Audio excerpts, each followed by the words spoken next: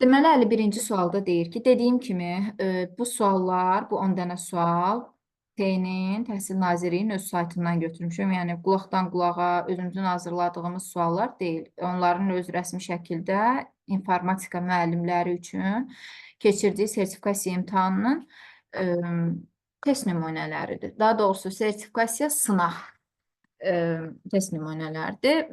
Düşən və imtahan, bayaq da dediyim kimi, imtahan suallarının tipi, mövzuları da heç də bundan fərqlənmir, qeyri-adi heç nə yoxdur. Asan deməyək, yəni öyrəşdiyimiz tipli suallardır. İçərisində kifayət qədər asan da var, biraz düşündürücü olan da var.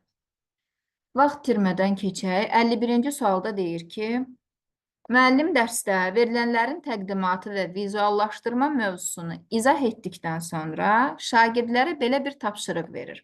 Məlumatların vizual təqdimatı ilə bağlı bir layihə hazırlayın. İstəsəniz Excel və ya Google ekranına gəldi. Google Sheets'də diaqram qurun. Canva ilə infografika hazırlayın, təqdimat, PowerPoint və ya Google Slides yaradın. İndi informatika müəllimləri bu proqramların adı onlara tanışdır. Bizim üçün isə bu testi işləyərkən yaradın və ya məlumatların təqdimatı mövzusunda qısa video çarx hazırlayın. Biz buradan açar ifadələr olaraq özümüzə götürəcəyik. Şagirdlər təqdimat hazırlamalıdırlar, layihə məsələsidir. Burada müəllim nümunə verir, tapşırıq verir, izah etdikdən sonra deyir. Bunlar bizim üçün açar ifadələr olacaq. Və sonda ən əsas cümlə, tapşırığın formasını siz seçin.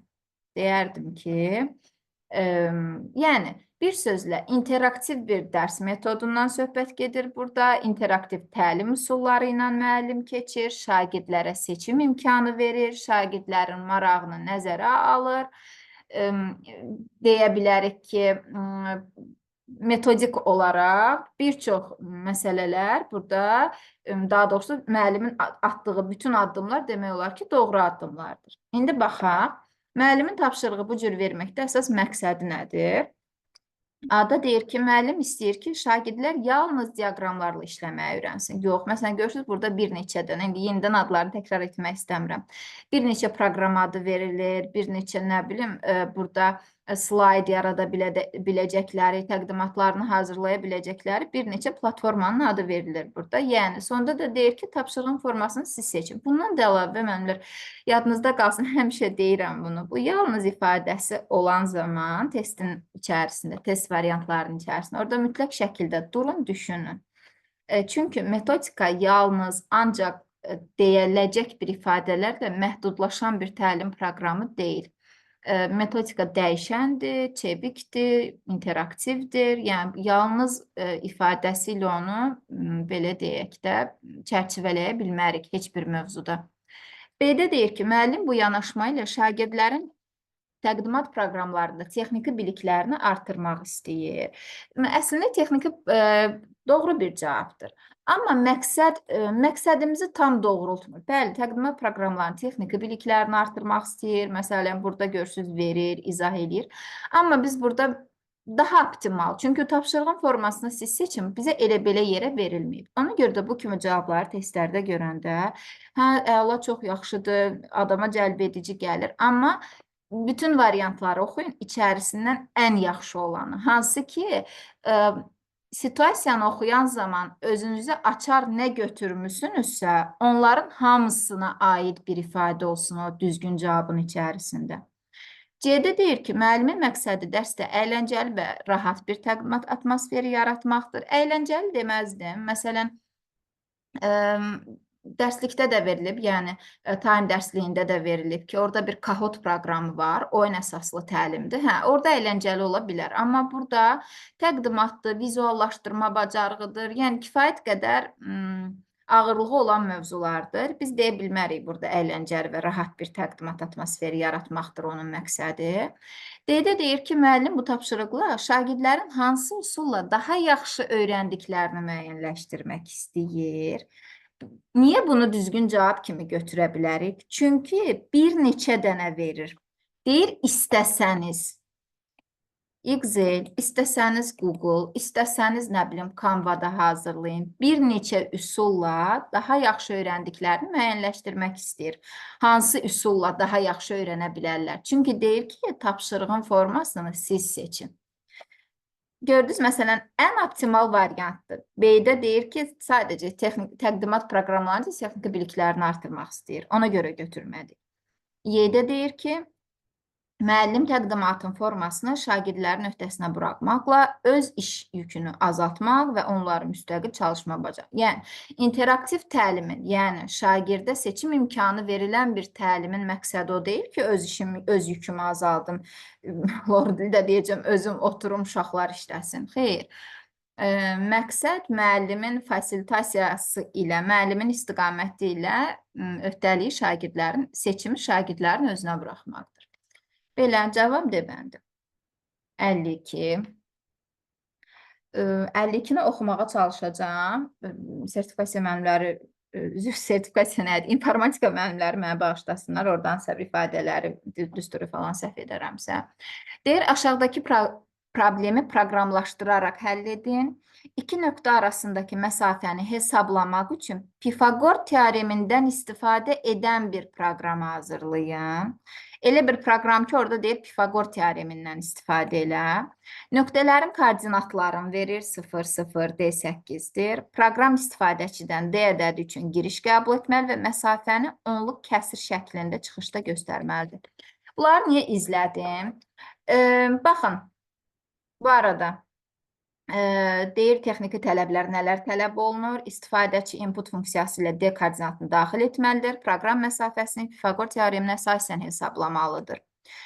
Biz burada Bloom'un taksonomiyasını tapacağıq, idrak taksonomiyasını tapacağıq. Əvvəl onu deyim ki, yeni bir qaydaya görə, keçən dəfə də dedik ki, məsələn, biz bunu 3 il bundan qabaq olsaydı, düşünmədən tətbiq götürəcəyik, amma artıq yanlışdır. Bu məsələni yadınızda saxlayın, öyrənin və elə imtahana gedin. Kifayət qədər çox istifadə olundu imtahanlarda. Çox güman ki, miqdar istifadə ediləcək. Baxın, əgər bir teoremdirsə, bir düstur verirsə, filan kəsirdən istifadə elə, filan göstəricidən istifadə elə, filan düsturu get qoy yerinə yaz.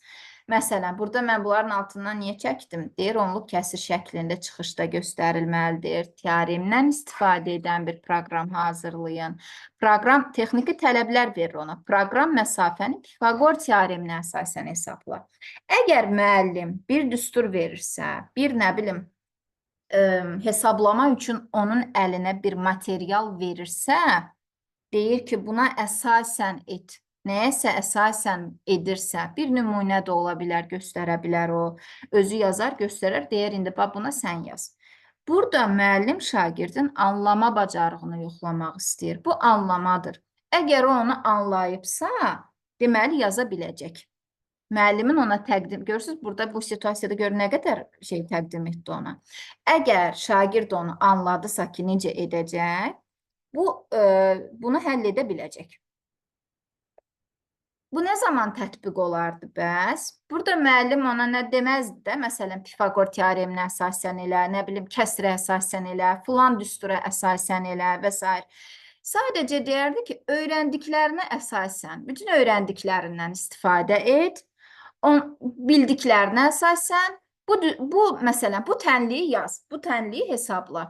Heç bir istiqamət göstərməzdi, heç bir düstur verməzdi ona. Buradakı, məsələn, konkret yol göstərib. Burada deyib ki, Pifagor teoreminə əsasən. Tətbiq olsaydı bunlar olmayacaqdı. Bunu yadımızda saxlayaq. Qısa bir şəkildə müəllimin istiqaməti, müəllimin verdiyi bir düstur varsa, bir göstəricisi varsa, bu olacaq anlama mərhələsi. Yox, bunlar yoxdursa, olacaq tətbiq mərhələsi. Məsələn, keçən dəfə də dedim ki, riyaziyyatçılara düşmüşdü bu. Deyir ki, perimetr düsturuna əsasən filan ərazinin perimetrini hesabla. Bu anlama idi cavab. Yox, əgər müəllim sənə desə ki, Bax, bildiklərinə əsasən, öyrəndiklərinə əsasən ged evə, öz otağının sahəsini hesabla və yaxud da perimetrini hesabla. Sən öz evində özün qərar verəcəksən ki, müəllim sənə heç nə demədi də ki, get düstura qoy yaz, yoxsa nəsə elə. Sən artıq burada öz bildiklərindən istifadə edib onları tətbiq edəcəksən. Bu zaman olacaq tətbiq etmək mərhələsi. Bunu hər dəfə geniş izah edirəm. Bəlkə də müəllimlərin səbri çatmır qulaq asmağa.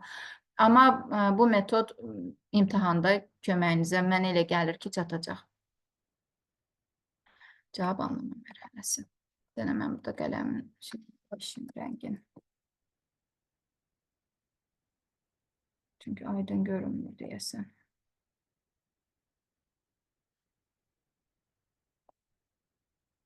Hə. 53-cü sual.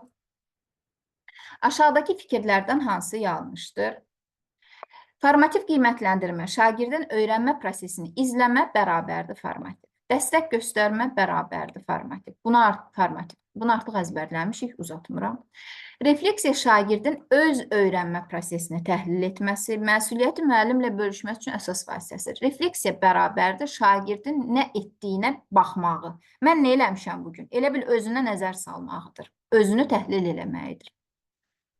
Doğru ifadədir. Yəni, C-də deyir ki, məqsədli öyrənmə fəaliyyətləri yalnız dərsin sonunda tətbiq olunduqda effektiv nəticə verir. Xeyr, məqsədli öyrənmə fəaliyyətləri, ümumiyyətlə fəaliyyətlərin hər biri, bütün dərs prosesi zamanı, interaktiv dərsin məqsədi nədir? 45 dəqiqəni öyrənmə fəaliyyətləri vasitəsilə effektiv etmək, interaktiv etmək, dinamik etmək. Yəni, bunu mən dərsin sonunda tətbiq edeyim. Bu, biraz ənənəvi dərsə də uyğun gəlir ki, ən axırda ölçürdük də, məsələn, sonda bir dənə fəaliyyət verirdik oyla. Xeyr, bu yanlış bir ifadədir. Ümumiyyətlə, bayaq da dedim, yalnız məsələsi ilə metodikanı məhdudlaşdırmaq olmaz.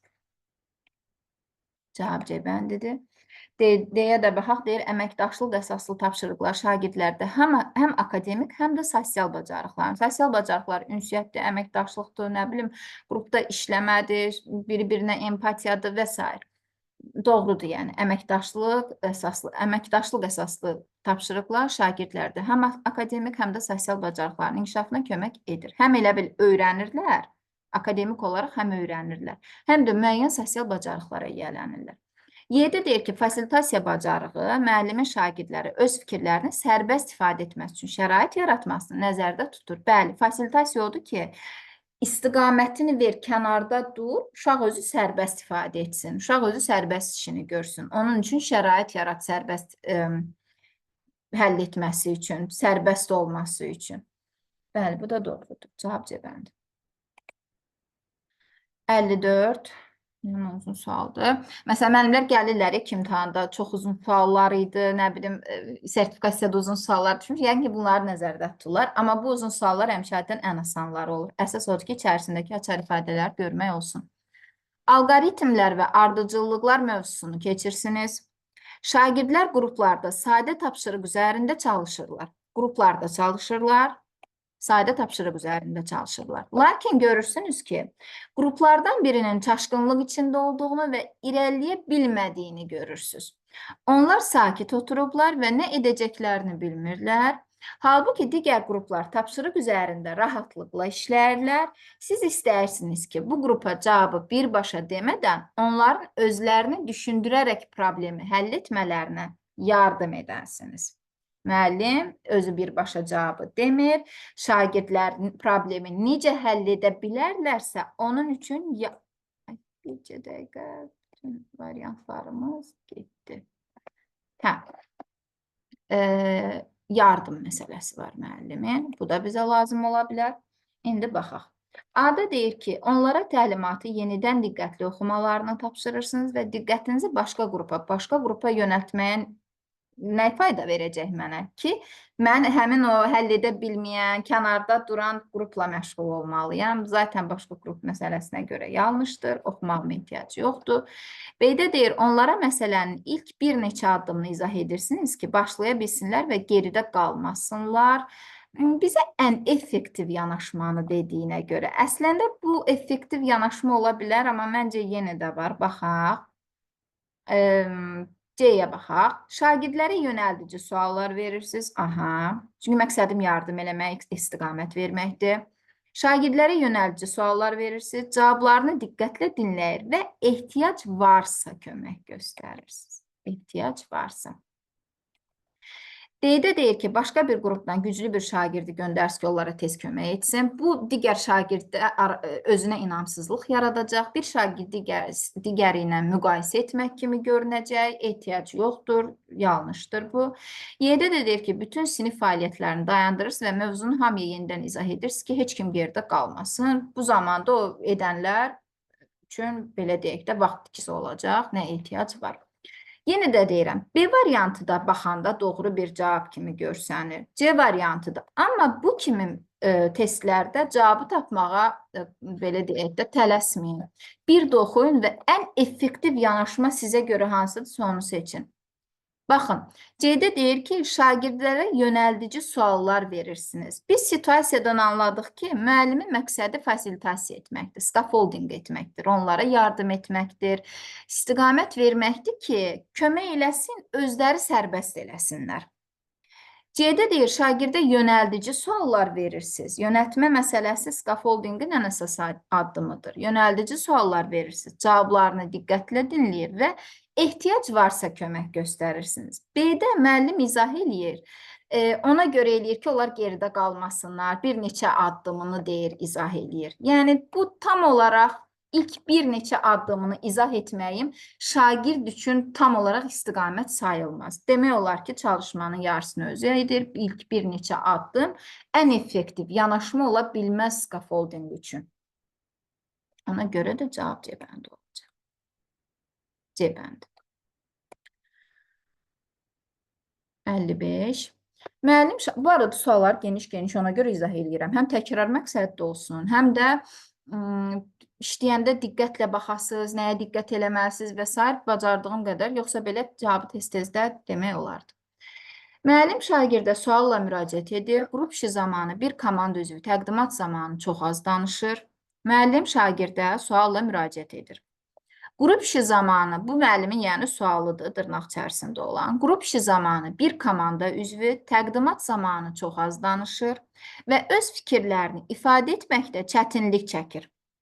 Komanda lideri olaraq bu vəziyyətə necə yanaşarsınız? Uşağa sual verir ki, təsəvvür et ki, komandanın üzvlərindən biri çox az danışır, öz fikirlərini ifadə etməkdə çətinlik çəkir. Əgər sən lider olsaydın, bu vəziyyətə necə yanaşardın? Baxaq. Şagirdin cavablarının deyir. Hansı cavab onun güclü ünsiyyət və dəstəkləyici yanaşmaya sahib olduğunu göstərir? Baxaq. Şagird. Onun yerinə mən danışar, bunu ümumiyyətlə yanlış götürürük. Bu o şagirddə qapalı düşüncə, özünə inamsızlıq və s.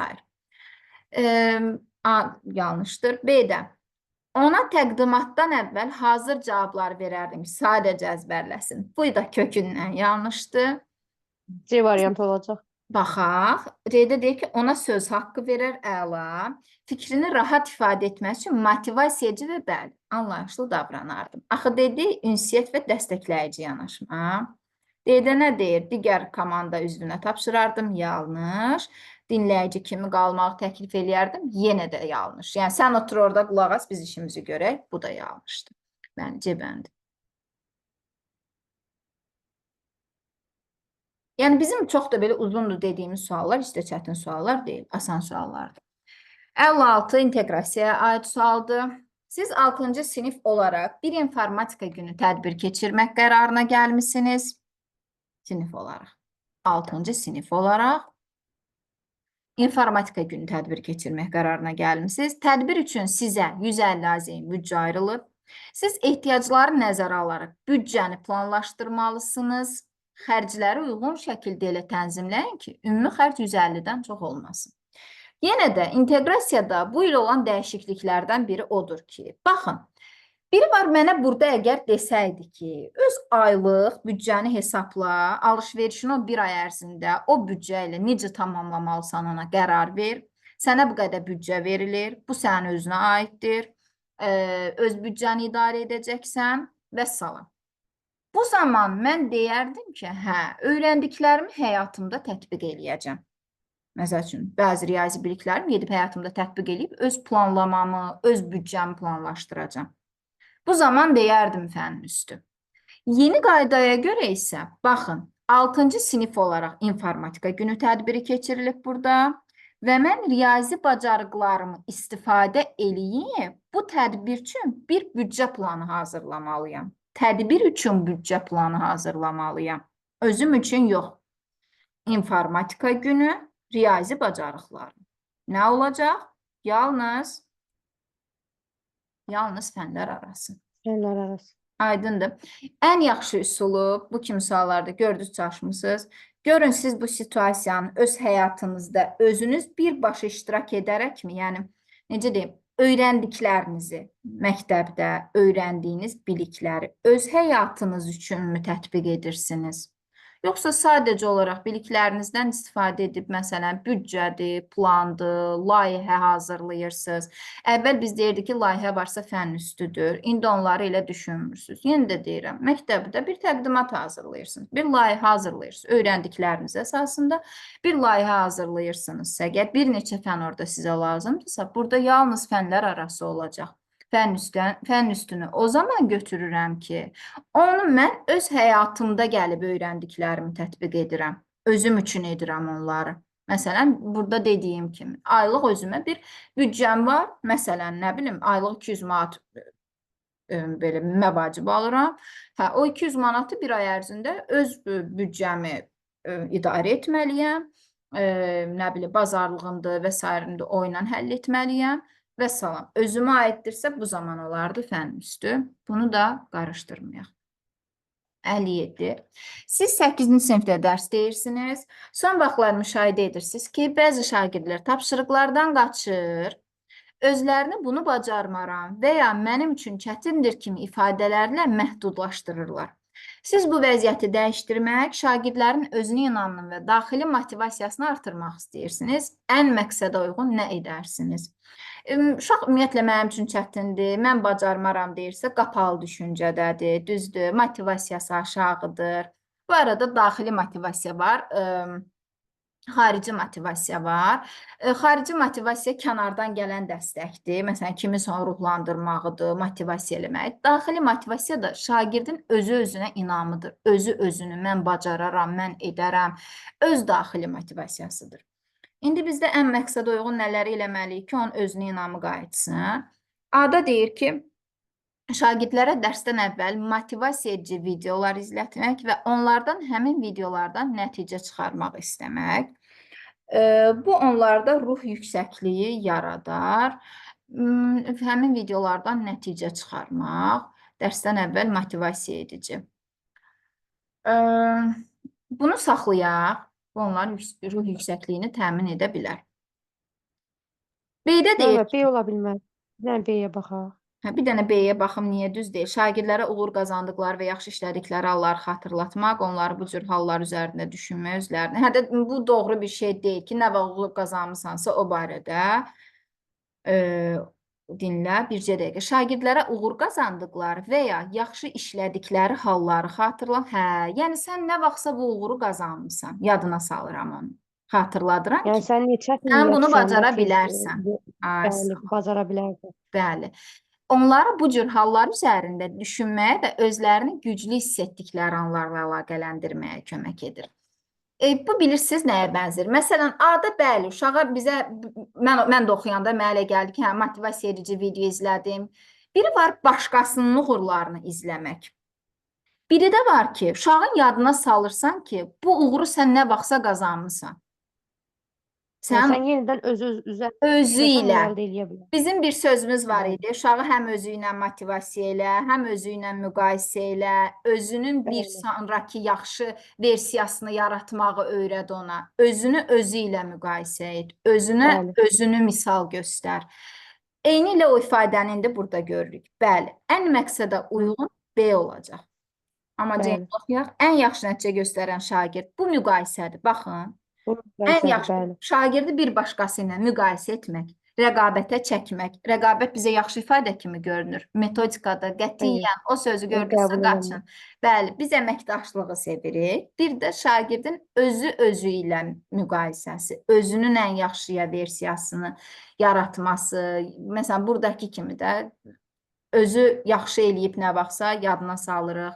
Yəni bir sözlə ümumiyyətlə hamıya aiddir də bu. Özümüzü filan kəs belə elədi, mən də gedim, yox. Özümüz ilə, özümüzün bir üst versiyası ilə müqayisə etməliyik və özümüzün ən yaxşı versiyasını yaratmalıyıq çalışaraq. Belədir. 58 taksonomiyadır. Təsəvvür edin ki, məktəbiniz üçün yeni kompüter laboratoriyası qurmaq planlaşdırılır.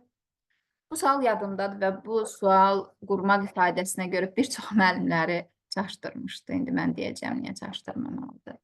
Təsəvvür edin ki, məktəbiniz üçün yeni kompüter laboratoriyası qurmaq planlaşdırılır.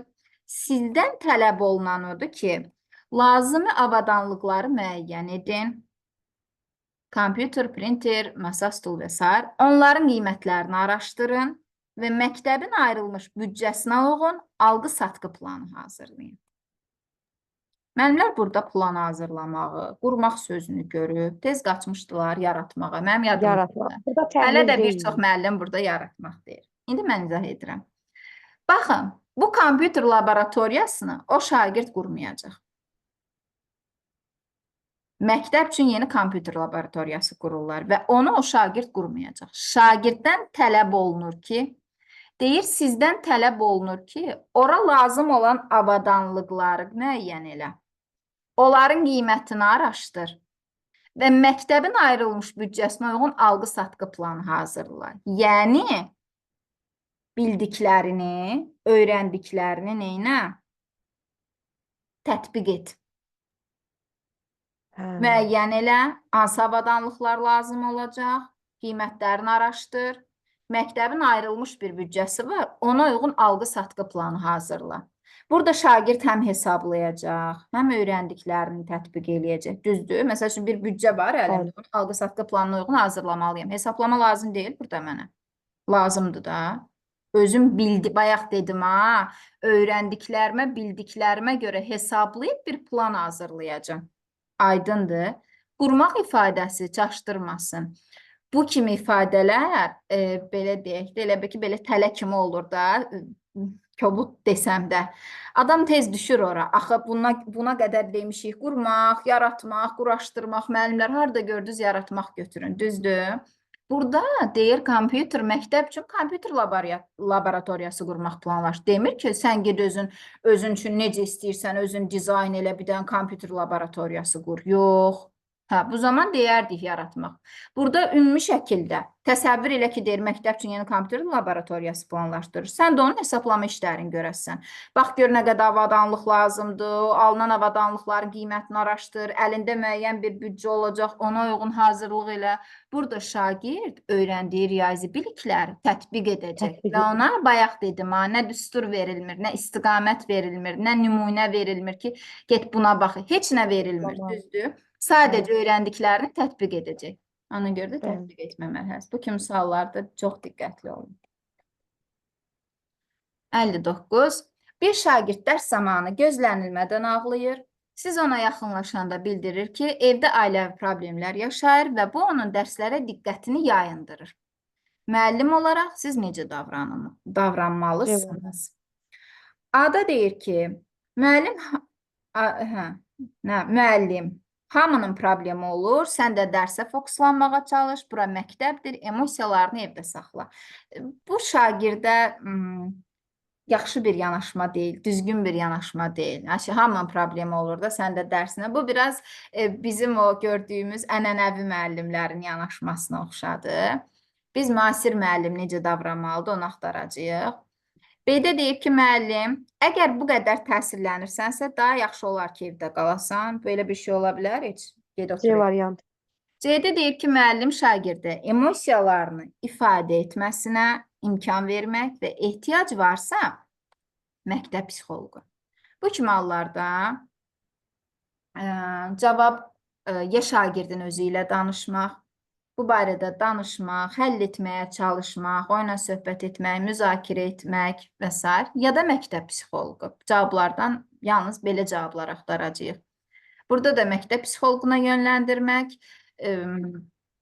çox güman ki, cavab C-dir deyə də baxaq müəllim. Başqa şagirdlərə nümunə olması üçün onu dərsə davam etməyə tapşırın. Ümumiyyətlə, başqasına nümunə ol, başqasına. Bu doğru bir ifadə deyil. Onu dərsdən çıxardın və evə göndərmək üçün valideynlərini çağırın. Bu da tamamilə yanlış bir şeydir. Dərsdən çıxardaq, evə göndərək, valideynlərini çağıraq. Bu da düzgün bir davranış olmazdı.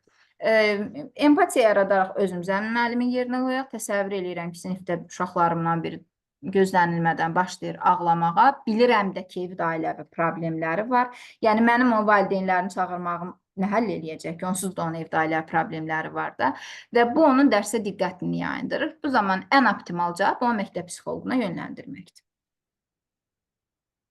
60. Sinifdə iki şagird arasında sosial mediada baş vermiş mübahisə məktəbdə də davam edir. Sosial mediada baş vermiş hadisə məktəbdə də davam edir. Və bu digər şagirdlərə də mənfi təsir göstərməyə başlayır. Valideynlər bu vəziyyətdən narahatdır və məsələni məktəb rəhbərliyinə çatdırıblar. Müəllim olaraq necə həllinə, necə yanaşmaq daha məqsədə uyğundur. Baxacağıq, mübahisə var, valideynlər narahatdır, məktəb rəhbərliyinə bildiriblər. Adı deyir ki, mübahisə edən cəzalandırmaq məsələsinə qaçmamalıyıq o dəqiqə. Çünki biz daha məqsədə uyğunu tapırıq. Ona görə A-nı atırıq. B-də deyir ki, sosial media fəaliyyətinə məktəbin nəzarət edə bilmədiyini əsas gətirərək məsələyə müdaxilə etməməyi seçir. Belə şey ola bilər ki, tutaq ki, sosial media mənlik deyil, müdaxilə eləməyim. O uşaqların orada C variantı olacaq. etsin. Hər iki şagirdlə fərdi, sonra birgə görüşlər keçirilir. Bəli. Onların baxışlarını dinləyir, qarşılıqlı anlayış və empatiya qurmaq üçün.